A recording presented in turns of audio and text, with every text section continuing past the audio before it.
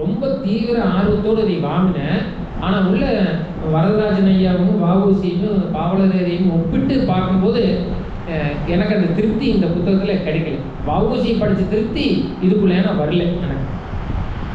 ஆனால் ஒரு சிலதில் நல்லா இருக்குது, அவசியம் வச்சிருக்கலாம். ஆனால் இதை விட சிறப்பு என்னன்னு அண்ணங்கிட்ட சொன்னேன்.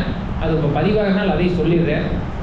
மதுரை பல்கலைக்கழகத்தில் தண்டபாணி தேசிகர் அப்படின்னு ஒருத்தர் திருவள்ளுவர் விருது வாங்கின ஒரு மிகச்சிறந்த தமிழ் பற்றாளர். அவர் திருக்குறள் உரை களஞ்சியம்னு இந்த மாதிரி 10 தொகுதி போட்டுக்கிறார், 10 புத்தகம். அது கிடைச்சதுனாத்தான் எனக்கு திருப்தி ஆகுங்கிறது இந்த அவையில் நான் வைக்கிறேன். அப்போ தான் அந்த முக்கியமான தண்டபாணி தேசிகர் என்ன பண்ணுறாருன்னா, மிக முக்கியமான 10 உரைகளை வரிசைப்படுத்துகிறார். வானின்று உலகம் வழங்கி வருதலால் அப்படிங்கிற திருக்குறளுக்கு 10 பேர் என்ன சொல்கிறாங்க. மூவா என்ன சொல்கிறாரு, பருதியார் என்ன சொல்கிறாரு, காளிங்கர் என்ன சொல்கிறாரு, மணக்குடவர் என்ன சொல்கிறாரு, வ.உ.சி என்ன சொல்கிறாரு. அதில் எது சிறந்ததுன்னு